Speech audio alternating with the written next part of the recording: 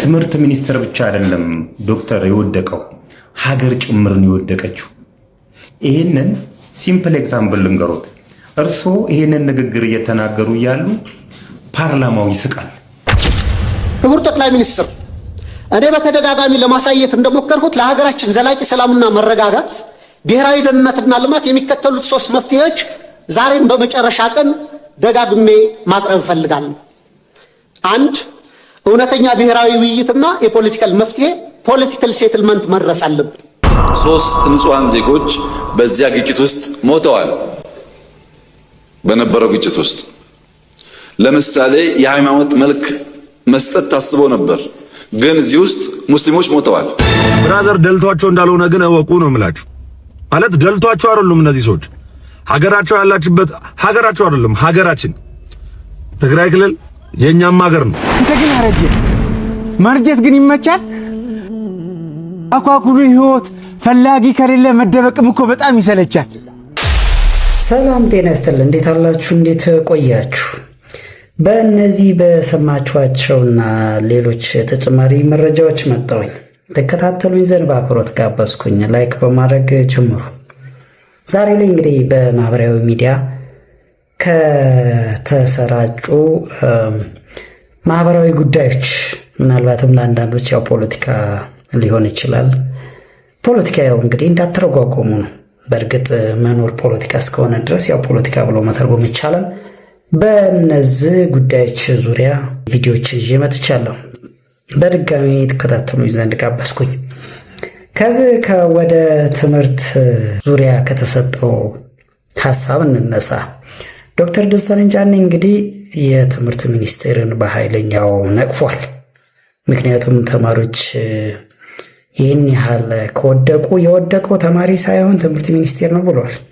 ይህንንም አስመልክቶ አሁን ተበርሲታ ደግሞ ሀገር ነው የወደቀችው ብሏል። እንዴት እንከታተለው እስቲ። የፓርላማ አባሉ ዶክተር ደሳለኝ ጫኔ መምህሩ ፈተና አውጥቶ ተማሪዎችን ማሳለፍ ካልቻለና ከወደቁ የወደቀው መምህሩ ነው የሚል ኮመን አባባል አለ በእኛ በአስተማሪዎች ዘንድና ይህን ያክል 92% የመውደቅ ምጣኔ ካለ እኔ ወድቋል ብዬ ማስበው ትምህርት ሚኒስቴር ነው። ትምህርት ሚኒስቴር ብቻ አይደለም ዶክተር የወደቀው ሀገር ጭምርን የወደቀችው። ይሄንን ሲምፕል ኤግዛምፕል ልንገሮት። እርሶ ይሄንን ንግግር እየተናገሩ ያሉ ፓርላማው ይስቃል። በዚህ ሁሉ ሀገሪቷ ካስፈተነቻቸው ተማሪዎች መካከል 8% ብቻ ነው ያለፉት በሚባልባት ሀገር ላይ ቁጭ ያለ ፓርላማ እንደዚህ አይነት ጠንካራ ሐሳብና አሳሳቢ ሐሳቦች ሲነሱ ይስቃል። ደንታ የለው። ቀኝ ግዛት መገዛት ይሻላል ወይስ ነፃ ሀገር ሆኖ መኖር ይሻላል? የትኛው ነው ለሀገር ብልጽግና የሚበጀው ብሎ አንድ መምህር ክላስ ውስጥ በሚያከራክርበት ሁኔታ ቀኝ ግዛት መገዛት ይሻላል የሚለው አካል ሲያሸንፍ ያየ ተማሪ ሲያድግ እኮ ባንዳ ነው የሚሆነው። ከዚህ በላይ ምንም ሊሆን እኮ አይችልም።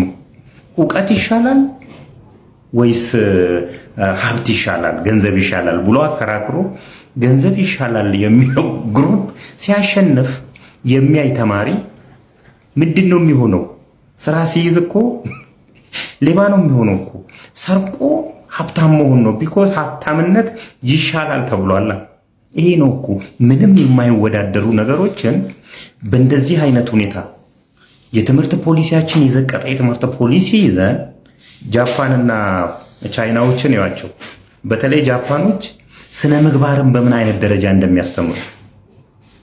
ሀገርን እኮ የሚሰርቅ ሰው እኮ የለም እኮ ጃፓን ላይ።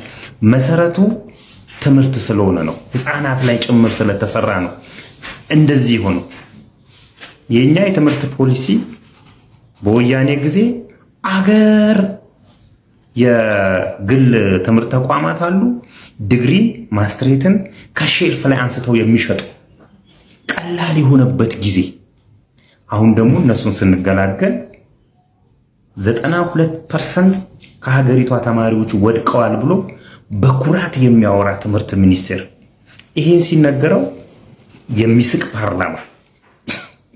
ትምህርት ሚኒስቴር አይደለም የሚወደቀው፣ ሀገር ጭምር ነው የምትወርቀው። እንግዲህ ይህ ተብሎ ያለቀ ጉዳይ ነው። አንዲት ሀገር ለመጣል ከተፈለገ የትምህርት ሲስተሙ ማበላሸት ነው። ይህ ምንም የተለመደ ወይንም ደግሞ የሚታወቅ ነው። ስለዚህ ትምህርት ላይ በጣም ትኩረት ያልሰጠች ሀገር ሁል ጊዜ ትወድቃለች። ወይ አሁን በጣም የኤአይ ዘመን ነው፣ የቴክኖሎጂ ነው። በሁሉም አክሰስ መረጃ ወይንም ትምህርት አለ። ኮንትሮል ካልሆነ ሁሌም ውድቀት ነው። ስለዚህ አሁን ትምህርት ሚኒስቴር እያደረገ ያለው እንግዲህ በጣም ብዙ ሰፊ ነገሮች ናቸው። በጣም ሰፊ ብዙ ቴክኖሎጂው እና ዘመኑ ይዞት የመጣ አጋጣሚዎች አሉ። እንደገና ደግሞ ኮንትሮል መደረግ ያለባቸው ነገሮች አሉ።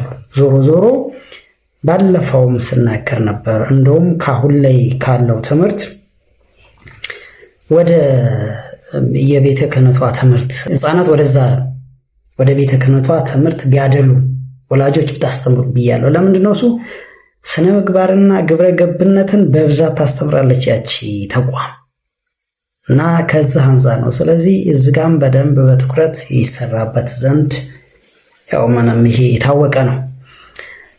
ለማንኛቸውም ግን ያው እኚህ የፓርላማ አባል የነበሩት ተመስግነዋል። እንግዲህ አሁን ማብቂያቸው ነው መሰለኝ። ያው ተመስግነዋል፣ እንዲያመስግኗቸዋል ይሄ ሰው። በዛሬው ዕለት ከፓርላማ የተሰናበተው ክቡር ዶክተር ደሳለኝ ጫኔ ህዝብን ያማረረውን የፓርላማ እንቅልፍ አስቀርቶ ለሀገር ችግር ፈቺ ሀሳቦችንና ብርቱ ጥያቄዎችን በማንሳት የፓርላማ ስብሰባ በጉጉት እንዲጠበቅ ስላደረግ እናመሰግናለን። ዶክተር ደሳለኝ ጫኔ ሆይ ላለፉት 5 ዓመታት ድምፅ ስለሆንከን እናመሰግናለን። ለመሰረትከው ድርጅትና ለመረጠህ ህዝብ ስትል ስለታመንህ እናመሰግናለን። የሚደርሱብህን ፖለቲካዊ ጫናዎች ተቋቁመህ ግዴታህን ስለተወጣህ እናመሰግንሃለን። በስር ላይ ለሚገኙ ጓዶችህ ሳትሰለች ድምፅ ስለሆንካቸው እናመሰግንሃለን። አሁን አንተ በወርቅ ታሪክ ተጽፈሃል፣ በህዝብ ልብ ውስጥ ተቀርጸሃል። አቅም የፈቀደውን ሁሉ ሳትሰስት አድርገሃል። ለዚህም እናመሰግንሃለን። የደከምህላትና የጮህላት ሀገርህን ትንሣኤዋን ያሳይ ዘንድ እንመኛለን። በድጋሜ እናመሰግንሃለን። ለመሆኑ በሰኔ 30 በትላንትናው ማለት ነው ምን አሉ? እስቲ በጥቂቱ ላለፉት 5 ዓመታት ገዢው ፓርቲ የሚያጸድቃቸውን ህጎችና ፖሊሲዎች በጭፍን ሳልደግፍና በጭፍን ሳልቃወም ህዝባችን የሚገረፍበትን አለንጋ እያየሁ ድምፄን ሳላጠፋ የመንግስት አሰራሮችን ያለማወላወል ስተች እንዲሁም ለሀገሬ ይጠቅማል ያልኩትን ሀሳብ ሰነዝር ቆይቻለሁ። የዚህ የስልጣን ዘመን ትዕይንት መጋረጃ ከመዘጋቱ በፊት ግን የኢትዮጵያ ህዝብ ነባራዊ የኑሮ ሁኔታ፣ የየዕለት ተግዳሮትና ጭንቀት እንዲሁም ይህንን አስቸጋሪ የኑሮ ሁኔታ የወለደውን የመንግስትን መዋቅራዊ ድክመት የዚህ ዘመን የማይታበል የታሪክ እውነት አድርጌ በታሪክ ፊት ለመመስከር እወዳለሁ።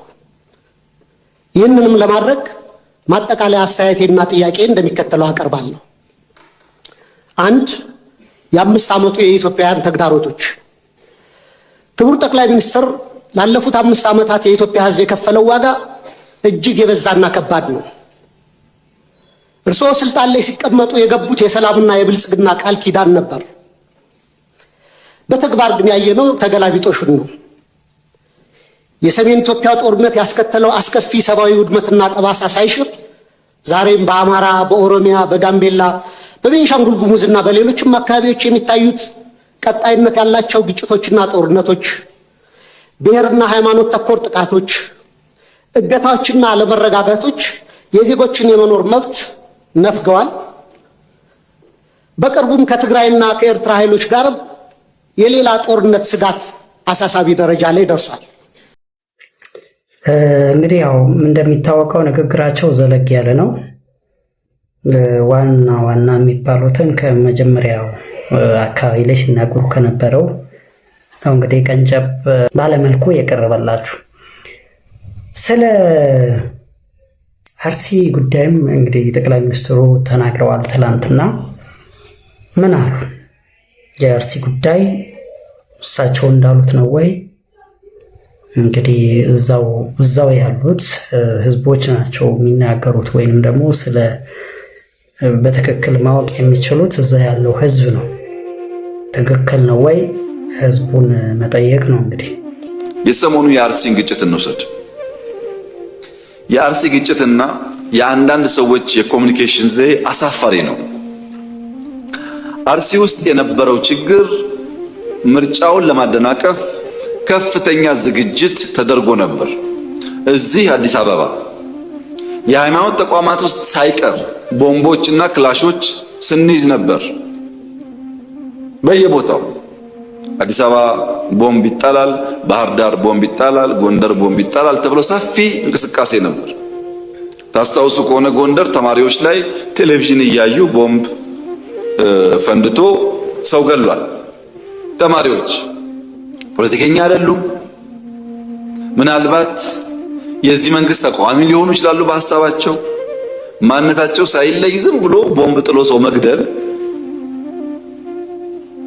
ምን አይነት ፖለቲካና እውቀት እንደሆነ አይገባኝም። ልክ እንደዚሁ የምርጫ ጣቢያዎች ላይ ከፍተኛ ጥንቃቄ ስለነበረ ያቃታቸው ኃይሎች ህዝቡን ሊያጠቁ ወደ አንድ መንደር ሄዱ። አርሲ ውስጥ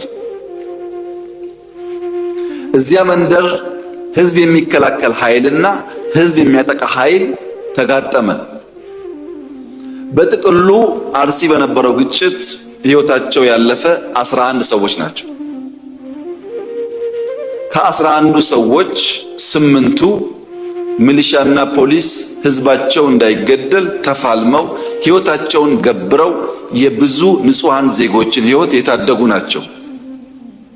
እነዚህ ፖሊስና ሚሊሻዎች ክብር አይገባቸውም? እነዚህ ፖሊሶች፣ ሚሊሻዎች ቤተሰብ የላቸውም? ልጆች የላቸውም? ለኛ ሞተው ሲያበቁ እነሱ እንደማወደስና እንደማመስገን የነሱ መስዋዕትነት ማራከስ በብዙ ፖለቲከኞች ይታይ ነበር። አሳፋሪ ነው፣ አሳፋሪ ነው። በእርግጥ 3 ንጹሃን ዜጎች በዚያ ግጭት ውስጥ ሞተዋል። በነበረው ግጭት ውስጥ ለምሳሌ የሃይማኖት መልክ መስጠት ታስቦ ነበር፣ ግን እዚህ ውስጥ ሙስሊሞች ሞተዋል። ባይዘዌ ሙስሊሞች የሞቱት በንጹሃን ዜጎች ብቻ አይደለም። ህዝብ ለመታደግ እየተፋለሙ የሞቱ ሚሊሻና ፖሊሶች ሙስሊሞች አሉበት። ምን ነው የሃይማኖት ግጭት? ሰው እንዳይመታ እየተዋደቀ ያለን ሰው በሃይማኖት ጥላ መውቀስ ተገቢ ነው? ነገሩስ በወጉ በቅጡ ሳይገነዘቡ ማራገብስ ተገቢ ነው? ይሄ አይጠቅመንም። ከዚህ የሚገኝ ፖለቲካል ትርፍም አያዋጣም። የሞተው ወንድማማች ነው። ከዚህኛውም ከዚያኛውም እምነት ሊሆን ይችላል። ግን ውጊያው የእምነት ሳይሆን ሽፍቶች ሰው ገለው ሰው አፈናቅለው የነበረውን ሰላማዊ ድባብ ለማጠልሸት ስራ ተሰጥቷቸው እዛ ብቻ እንኳን በርካታ ቦታ ሌላውን አክሽፈነው ነው ያደረጉት ሙከራ ውጤት ነው። በዚያ ቦታ ላይ ህዝባቸውን ለመታደግ መስዋዕትነት ለከፈሉ የፖሊስና ሚሊሻ አባላት የተከበረው ምክር ቤት ክብር እንዲሰጥልኝ በትህትና ጠይቃለሁ። ሰኔ 30 በሚል ርዕስ ያሲኖ ኮሜዲያን ያሲኖ እጅግ በጣም ፓወርፉል በሆነ ወይንም ደግሞ ገላጭ በሆነ ውጥንቅጣችንን ገልጾታል። ሰኔ 30 እንስማው። ዛሬ እኮ ሰኔ 30 ነው መምህር መምህር መምህር ማነው መምህር ማነው መምህር ማነው መምህር አስታወስከኝ? 7ኛ ክፍል አለቃ ከፍ ያለው ይኸው ልክ እንደ ትናንቱ ረባሾች አሉ። በደንብ ጽፌያለሁ። ይኸው ቅጣቸው። ምንም ቢያድግ ጊዜ ቢሄድ እንደጉም አብሮ የተማረ አብሮ የተላፋ ጎዳና ሲወጣ አኳኩሉ ብለው እንዴት አይፈልጉም? ነጋ አልነጋላሉ ነክተው ግን ባልሳሙ ልጅነት ናፈቀኝ ለዛና ቀለሙ አኩኩሉ በሉ አያጅቦ አለ ብሎ የጠየቀ ከሰውነት አርፎ ላውሬ የተጨነቀ ወርቃማው ትውልድ ወዴት ተደበቀ? አደግን የእድሜ ጣራ ወጣ ሳንደበቅ እንኳን በአውራ ጎዳና የሚፈልገን አጣን። አድግን እድሜም ኮበለለ። ፊደል ካስቆጠርከው አባከና ብሎ የጠየቀህ የለም። ኤክስ አንተና ማህደር አንድ ወንበር ላይ ነበር አይደለም የምትቀመጡት? ማህደር ይቅደም። በወሊድ ምክንያት አረፈች በቀደም። እሷ በተረፈች ፈሶላት እኔ ደም። የዋህ ማህደር፣ ነጭናጫዋ ማህደር፣ ጎበዟ ማህደር። እሷ አታውቅም እንጂ እኔ ወዳት ነበር። በህይወት ብቻ ሳይሆን አርፋጅ ነኝ ለመንገር። አንተ ግን አረጀ። ማርጀት ግን ይመቻል። አኳኩሉ ህይወት ፈላጊ ከሌለ መደበቅም እኮ በጣም ይሰለቻል። ዛሬ እኮ ሰኔ 30 ነው መምህር።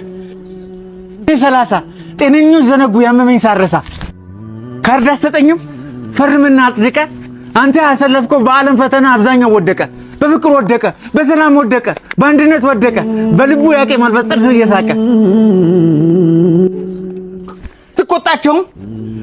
ትቆጣቸውም ዛሬ አንተን አይፈሩም። ትልቅ አገር ይዘው ለጥላቻ እንጂ ለፍቅር አይሰሩ። በዚህ ከቀጠሉ ይወድቃሉ እንጂ አይዘዋወሩ። ተቆጣ ተውበል በርሲሳ ድብድቡ ይቅር። ዛሬ እንታረቅ ለሰኔ 30 እንታረቅ። ሰላሙ ሰኔ 30 አንዱ ይወድቃል ሌላው ሲነሳ። በጣም ፓወርፉል ነው በእውነት እያዋዛ የውስጣችንን ብዙ ነገሮችን ይነገራል። እዚህ ደግሞ ወደ ሌላኛው ወጠንቅጠን እንሂድ። ሰሚት አካባቢ እንግዲህ ብዙ ሲባል ነበረ። ይህ ወንድማችን ደግሞ ስላለው ሁኔታ እንደዚህ ይነግረናል። ሰሙት። ሰሞኑን ሰሚት መነጋገሪያ ሆናለች እና በጣም ገርሞኝ ለምን እስቲ አንዳንድ ነገር ቼክ አላረግም ብዬ ሰሚት ነኝ ያለሁትና በጣም ነው ያሳቀኝ። ማለት ማህበራዊ ሚዲያ ላይ በሰፊው መነጋገሪያ መሆኑ ያርዕሰ ጉዳይ ከምን አንጻር ነው የሚለውን ኮንተንት ከመስራቴ በፊት ብዬ ቼክ ሳደርግ በጣም የሚገርም ነገር ነው ያየሁት። እዛ አካባቢ በብዛት የሚኖሩት ከትግራይ አካባቢ በጦርነቱ ምክንያት ተፈናቅሎ የመጡ ሰዎች ናቸውና አንድ ሁለት ሰዎችን ለማናገር ሞክሬ ለምን ያ ነገር እየተፈጠረ እንደሆነ ስጠይቃቸው ምን አይነት ነገር ሰማው መሰላችሁ? አንዳንድ ሰው በጦርነቱ ምክንያት ተፈናቅሎ የመጡ 6-7 ቤተሰብ የሚሆኑ ሰዎች ተከራይተው የሚኖሩ አሉ። እነዛ ሰዎች በቅርብ ነው አዲስ አበባ የተቀላቀሉት። ስራ የላቸውም፣ የሚያውቁት ዘመድ የላቸውም፣ የተሻለ የገቢ ደረጃ ያለው ቤተሰብ የላቸውም። ምንም የገቢ ምንጭ በሌላቸው አዲስ አበባ ውስጥ ነው ያሉት። ስለዚህ አዲስ አበባ የቤት ኪራይ ሁኔታውን ታውቁታላችሁ። ጣሪያ የነካ ነው። 6 ቤተሰብ አንድ ጎጆ ውስጥ መኖር አይችልም። ባለ አንድ መኝታውን ቶት ስቱዲዮ ሰሚት ላይ ስንት እንደሆነ ታውቃላችሁ? ከ15000 ብር በላይ ነው። ምንም ገቢ ምንጭ ለሌለው ሰው 6 ቤተሰቡን ይዞ 15000 ስቱዲዮ ውስጥ እንኳን ዝም ብሎ ጎን ለጎን ቁጭ ብሎ እንደ ፖሊስ ጣቢያ ያድራሉ ቢባል እንኳን ምን ያህል ሀስል እንደሆነ እናንተ ማህበራዊ ሚዲያ ላይ ስለ ሰሚት የተለያዩ ነገሮችን ለመጻፍ ሶሻል ሚዲያን አማራጭ አደረጋችሁ። እነሱ ግን ይህን የከበዳቸውን ኑሮ ለማለፍ ምናልባት ገላቸውን አሳልፈው መሸጥ ሊሆን ይችላል። ምናልባት እናንተ ያላችሁትን ብዙ ነገር ሆኖ ሊሆን ይችላል። ብራዘር ደልቷቸው እንዳልሆነ ግን እወቁ ነው የምላችሁ። ማለት ደልቷቸው አይደሉም እነዚህ ሰዎች። ሀገራቸው ያላችበት ሀገራቸው አይደለም፣ ሀገራችን ትግራይ ክልል የኛም ሀገር ነው እና በዚህ ሰዓት ያለበት ከፍተኛ የሰላም እጦት የታወቀ ነው። ሁላችንም የምናውቀው ነው። ጦርነት ይብቃ እያልን ቪዲዮ ስንሰራ የሚቆም ጦርነት አይደለም እዛ አካባቢ ያለው። ከዛ ችግር ውስጥ መጥተው እዚህ ጋር የቤተሰቦቻቸውን የዕለት ኑሮና ማደሪያቸውን ዛሬን ለማሻገር በሚያደርጉት ስቃይ ውስጥ እኛ ግን ማህበራዊ ሚዲያን ተጠቅመን እነሱን መውቀስ፣ እነሱን መተቸት፣ እነሱን ማድማት ሆነ አማራጫችንና በጣም ያሳዝናል። ይሄን ነገር አማራጭ ተወስዶበት የተለያዩ የሥራ መፍትሄዎች ቢገኝላቸው እነሱ ልጆች ብቻ አይደሉም። በነገራችን ላይ አዲስ አበባ እንኳን ከትግራይ ክልል ምንም ሞያም ሳይኖር ይሁን ሳትማርም ይሁን ተምረህ መጥተህ አይደለም ውጭ ሀገር ፕሮፌሽናል የሆነ ትምህርት ተምረህ መጥተህ የሥራ እድል ላይኖር በሚችልበት አዲስ አበባ ውስጥ ነው ያለው። ወንድም አለም እህት አለም በጣም ከፍተኛ የህዝብ ቁጥር አለ። የሥራ እጥረት በከፍተኛ ሁኔታ አለ አዲስ አበባ ውስጥ። በዚህ መሃል የመጡ ጦርነትን ሸሽተው የመጡ ህዝቦችን አናሳቅቅ፣ ህመም አንሁንባቸው፣ አናፊዝባቸው። እኛ ምናልባት ስቴብል የሆነ ኑሮ ላይ ሊሆን ይችላል ያለ ነው። ነገ ምን እንደምንሆን አይታወቅምና ሰሚት እናንተ የምትሉት ነገር አይደለም ያለው፣ ስቃይ ነው ያለው፣ ህመም ነው ያለው። እሱን ልንገራችሁ። አዎ ስቃያችን በጣም ብዙ ነው፣ መከራችን በጣም ብዙ ነው። እየኖረ ያለ እንደገና ደግሞ ለመኖር የሚጥር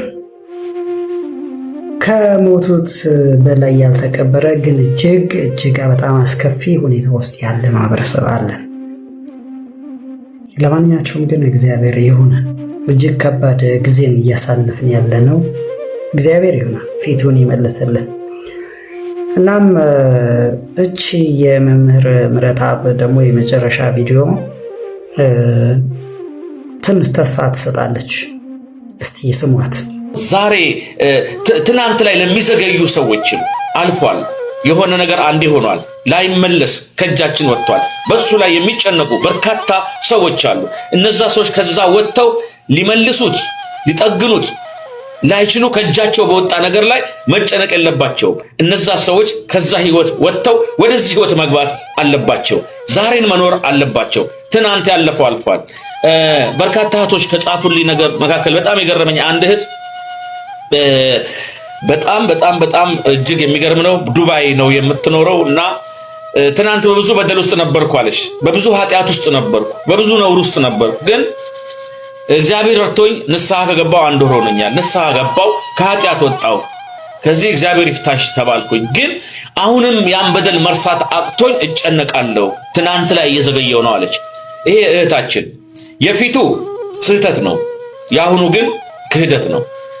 ትናንት በድለሻል፣ ትናንት አጥፍተሻል። ዛሬ ላይ ግን እግዚአብሔር ምሬሻለሁ ሲል፣ እግዚአብሔር ይቅር ብዬሻለሁ ሲል ያንን እንደገና እያስታወሱ መጨነቅ እግዚአብሔርን እንደመካድ ነው። ምህረቱን እንደመካድ ነው። ቸርነቱን እንደመካድ ነው። እግዚአብሔር የሰረዘውን ኃጢአት ሰረዘው፣ በቃ አልመዘገበም። እሱ ደልቶታል። እግዚአብሔር የደለተውን እግዚአብሔር የሰረዘውን ነገር እሱ ዴሊት ያደረገውን አንቺ እንደገና ተጥሏል፣ ወድቋል፣ ተፍቋል። የተፋቀና የተሰረዘ ነገር እንደገና ሪከቨር ለማድረግ አይምሮሽ ካሰበ እግዚአብሔር እንደመካድ ነው። እግዚአብሔር የረሳውን ነገር፣ እግዚአብሔር የረሳውን በደል፣ እግዚአብሔር የፋቀውን በደል ፍቆታል። ድጋሚ ወደዛ መመለስና መጨነቅ የለብሽም ብልሻለሁ።